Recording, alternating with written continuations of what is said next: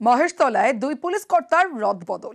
রাজ্য পুলিশের 3rd ব্যাটালিয়নে পাঠানো হলো কামারুজ্জামান মোল্লাকে, নতুন এসডিপিওর সৈয়দ রেজাউল কবির। রবীন্দ্রনগরের আইসি মুকুল মিয়াকে পাঠানো হয়েছে দার্জিলিং এ। আর অন্যদিকে রবীন্দ্রনগর থানার নতুন আইসি সুজন কুমার রায়।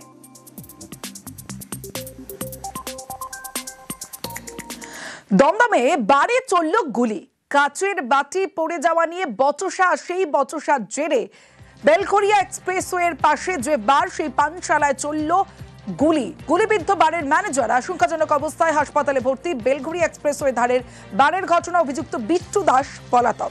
দুই সঙ্গীকে নিয়ে বারে গিয়েছিল বিট্টু। কাচের বাটি পড়ে যায়, আর পড়ে গিয়েই ভেঙে যায় স্বাভাবিকভাবে। তা নিয়ে শুরু হয় বচসা, আর বার থেকে বের করে দেওয়া হয় 3 জনকে। রাত 1টা নাগাদ বারের ম্যানেজারের উপর চড়াও পুলিশের জালে বিট্টুর সঙ্গী গোপালকে জেরা করে বিট্টুর খোঁজে তল্লাশি শুরু পুলিশের। হ্যাঁ, বাড়ি যাচ্ছিল। আপনি ছিলেন এখানে তখন? না, বাড়ি চলে গেছিলেন আপনারা দোকান বন্ধ করে। কি শুনলেন? শুনলাম যে ও বাড়ি যাচ্ছিল, এইবারে সিকিউরিটি গার্ডে ওদের সঙ্গে ওরা তো সব লোক পাস করে যাতে অ্যাক্সিডেন্ট না হয়। এবার ও একটা ছেলেরে গুলি করতে যাচ্ছিল, আর ম্যানেজার খেয়াল করে নাই। এবার দেখছে সিকিউরিটি গার্ডে ওদের সঙ্গে ঝামেলা আছে, ও দাঁড়ায় দেখছিল। আর একটা ছেলেরে গুলি করতে গেছে নাকি, ও সাইড হয়ে গেছে, আর ওই গুলিটা গিয়ে ম্যানেজার। কালকে গুলি চলে সেটা শুনিনি, সকালবেলা শুনেছি লেগেছে এখানকার ম্যানেজার গায়ে। ও বাড়ি যাচ্ছিল রাত্রে করে, বাইকটা ছিল উপরে, একটা ছেলেকে মারতে গিয়ে ও সামনে পড়ে যায়, তখন ওর গায়ে লাগে। পানশালার ম্যানেজারকে গুলি করে পালিয়ে যাওয়ার অভিযোগ উঠল এলাকার এক দুষ্কৃতীর বিরুদ্ধে। পুলিশ সূত্রে দাবি করা হচ্ছে বেলঘরিয়া এক্সপ্রেসে মাঠকল এলাকার এই সেই পানশালা, যেখানে বসে এলাকার দুষ্কৃতী বিট্টু তার 2 সহযোগীকে নিয়ে এখানে মদ্যপান করছিলেন।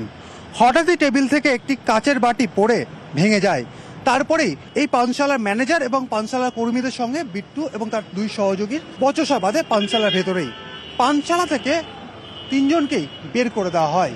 এরপর রাত্রি 1টা নাগাদ যখন এই পানশালার ম্যানেজার ঠিক এই রাস্তা ধরেই পানশালার গেট থেকে বেরিয়ে বাড়ি যাওয়ার জন্য তিনি বেরিয়ে আসছেন, ঠিক তখনই 4 চাকা গাড়ি থেকে বিট্টু নেমে এসে ম্যানেজারকে লক্ষ্য করে গুলি চালায়। ঘটনার পর থেকেই বিট্টু এলাকা ছেড়ে পালিয়ে গেছে, এমনটাই পুলিশের দাবি। অন্যদিকে বিট্টুর সঙ্গে যে 2 সহযোগী ছিল তাদের মধ্যে একজন গোপাল, তাকে ইতিমধ্যেই আটক করেছে দমদম থানার পুলিশ। দমদম থানা তদন্ত শুরু করেছে এবং বিট্টুর খোঁজে বিভিন্ন জায়গাতে তল্লাশি চালানো হচ্ছে পুলিশের তরফে। ক্যামেরায় কাঞ্চনের সঙ্গে অমিত, নিউজ 18 বাংলা, দমদম। হাওড়ায় টোটো চালক মহিলা যাত্রীর মারপিট, ভাড়া নিয়ে বিবাদের জেরে মারামারি, একে অপরকে জুতো হাতে শাসানি। হাওড়া উত্তর খুরুট এলাকায় রীতিমতো চাঞ্চল্য। টোটো চালকের বিরুদ্ধে থানায় অভিযোগ মহিলার।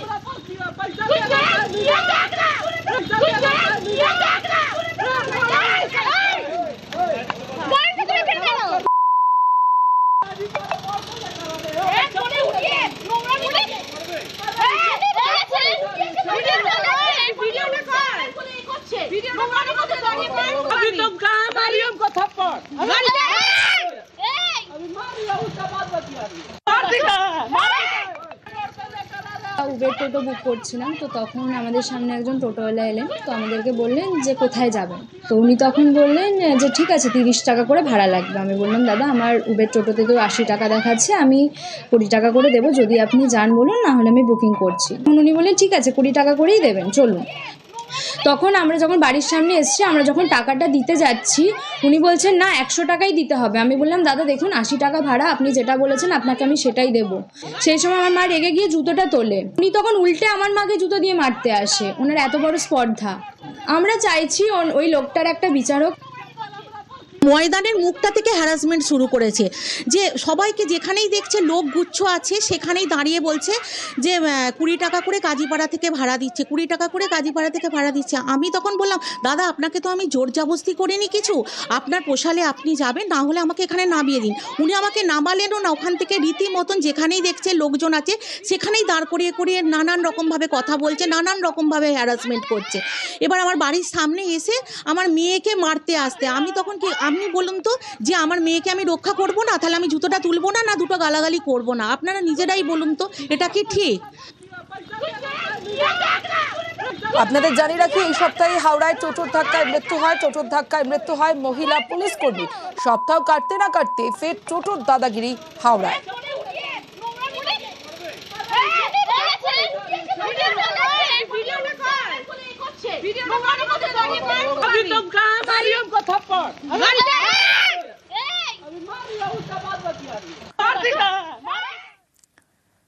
মুচিপাড়ায় একাকী বৃদ্ধা খুনের কিনারা। বৃদ্ধা খুনে মুচিপাড়া থানার পুলিশের জালে 3 দিনের মধ্যেই খুনের কিনারা পুলিশের। গামছা দিয়ে শ্বাসরোধ করে খুন বৃদ্ধাকে। মগরাহাট থেকে পাকড়াও মাইমুর আলী গাজী। লুটপাটের উদ্দেশ্যে খুন বৃদ্ধাকে, উদ্ধার একাধিক গয়না। 11ই জুন মুচিপাড়ায় বাড়িতে খুন একাকী বৃদ্ধা।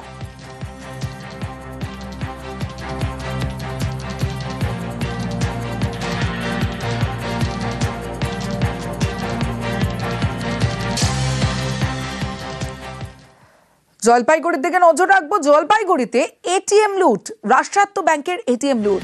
এটিএম ভেঙে কয়েক লক্ষ টাকা চুরি। দুষ্কৃতীদের গাড়ি ধাওয়া পুলিশের। গাড়ি বাজেয়াপ্ত করলেও দুষ্কৃতীরা কিন্তু পলাতক। বৈকুণ্ঠপুর জঙ্গল ও আশপাশের এলাকায় তল্লাশি চালাচ্ছে পুলিশ।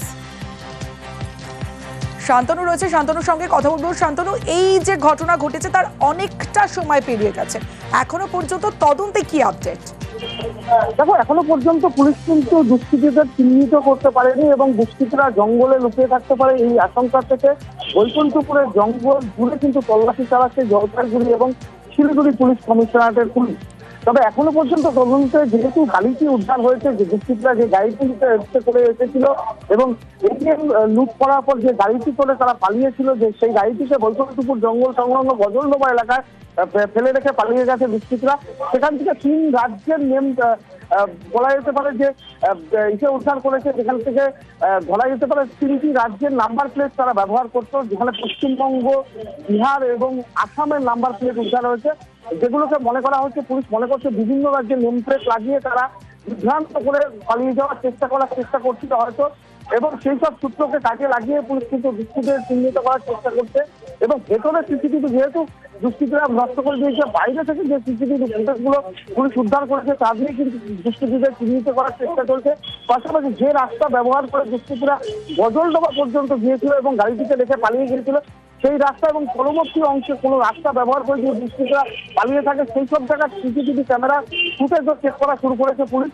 যৌথ অভিযান চলছে, বন দপ্তর বনকর্মীরা সঙ্গে আছে এবং পুলিশ যেটা মনে করছে যে বহিরাগত দুষ্কৃতীরা এই ঘটনা ঘটিয়েছে। ধূপগুড়ি এলাকা থেকে কিন্তু গাড়িটি এসেছিল বলে এখনো পর্যন্ত বিভিন্ন তথ্য সংগ্রহ করে জানতে পেরেছে এবং পরিকল্পিত একটি ঘটনা এবং পরিকল্পনা করেই কিন্তু দুষ্কৃতীরা এসেছিল।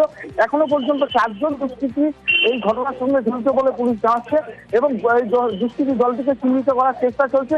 সব মিলিয়ে পুলিশ সূত্রে খবর প্রায় 50 লক্ষ টাকা নিয়ে পালিয়েছে দুষ্কৃতীরা। তাদের খোঁজে বিভিন্ন এলাকায় তল্লাশি চলছে। বেশ শান্তনু। আজকে সকালে বাজারে আসলাম, বাজার করতে এসে দেখি যে বোলবাড়ি বাজারে মাঝখানে যে এটিএমগুলো আছে, সেই এটিএমে দুঃসাহসিক ডাকাতি হয়। এটিএম কেটে সম্পূর্ণ টাকা পয়সা নিয়ে যায়। রাত্রে প্রশাসনের পক্ষ থেকে পাহারা দেওয়া দরকার। হ্যাঁ, তো আমরা চাচ্ছি দ্বিতীয়বার যাতে এরকম আর কোনো দুঃসাহসিক ঘটনা না ঘটে। কুলতলির দিকে নজর রাখবো, কারণ কুলতলিতে ফের বাঘ আতঙ্ক। দেউলবাড়ি গ্রামে বাঘের আতঙ্ক। ধানজমি ও মাঠে বাঘের পায়ের ছাপ। নদী পেরিয়ে লোকালয়ে বাঘ। আরও একবার জানিয়ে রাখি, কুলতলিতে ফের বাঘ আতঙ্ক। দেউলবাড়ি গ্রামে বাঘের আতঙ্ক। ধানজমি ও মাঠে বাঘের পায়ের ছাপ। নদী পেরিয়ে লোকালয়ে বাঘ। আর সেই বাঘ ধরার জন্য কি পদক্ষেপ বন দফতরে জানাবে অর্পণ রয়েছে আমার সঙ্গে। অর্পণ, একদমই, দেখো, মাঠের যে জায়গায় পায়ের ছাপ পাওয়া গিয়েছে বাঘের, সেই এলাকা চিহ্নিতকরণ করা হয়েছে এবং বন দপ্তরের তরফ থেকে সেই এলাকা ফেন্সিং লিখিয়ে সম্পূর্ণটা ঘিরে ফেলা হয়েছে এবং রাতেই সেখানে বসানো হচ্ছে বাঘ ধরা খাতা এবং সেই খাতায় বন দপ্তরের আধিকারিকরা যেটা মনে করছেন, রাতের মধ্যেই বাঘ খাতাবন্দি হওয়ার সম্ভাবনা রয়েছে। কারণ যে জায়গায় বাঘকে লোকেট করা গিয়েছে সেই জায়গা একটি জঙ্গল রয়েছে, ছোট জঙ্গল, সেই জঙ্গল সম্পূর্ণরূপে ঘিরে ফেলা হয়েছে। আশেপাশের গ্রামের মানুষজনকে তাদের রাত্রে বাইরে বাড়াতে বারণ করা হয়েছে এবং কুলতলি থানার পুলিশ ঘটনাস্থলে রয়েছে বন দপ্তরের আধিকারিকরা। সকালে যখন বাঘের পায়ের প্রথম ছাপ দেখা যায় জমিতে, ধান জমিতে, তারপরেই সেই পায়ের ছাপ লক্ষ্য দেখে নির্ণয় করা হয় যে বাঘ কোথায় রয়েছে। সেখানে বাঘের অবস্থান স্পষ্ট করার পরেই জঙ্গল ঘেরার কাজ সম্পন্ন হয়েছে, খাঁচা পাতা শুরু হয়েছে। আর কিছুক্ষণের মধ্যে খাঁচা পাতার কাজ শেষ হবে এবং এলাকা সম্পূর্ণ নিষ্প্রদীপ করে দেওয়া হবে, অর্থাৎ কোনো জায়গায় কোনো লাইট জ্বালানো হবে না।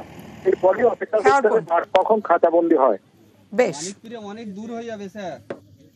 বাঘ এসে সকালবেলা আমরা ফাঁকে বেরোলাম, দেখলাম ফার্স্টে পায়ের খোঁজ, দেখতে দেখতে আরও প্রচুর পায়ের খোঁজ দেখতে পেলাম। প্রশাসনও এলো, এসে সব খোঁজাখুঁজি হচ্ছে, আমাদের প্রচুর হারে ভয় হচ্ছে। বাঘের খোঁজ দেখতে পেয়েছি, হ্যাঁ পায়ের ছাপ দেখতে পেয়েছি। আতঙ্ক, ভালো আতঙ্ক আছি, ঘরদোর ভেঙে ফেলে দিয়েছি, কোথায় থাকবো, বাইরে আছি এখন, বাঘের ভয় হচ্ছে।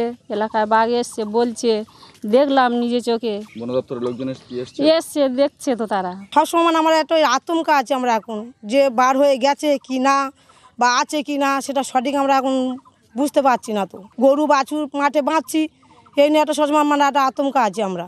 বন দপ্তরের লোকজন এসছে? হ্যাঁ এসছে, সাধারণ তারা তো চেষ্টা করছে।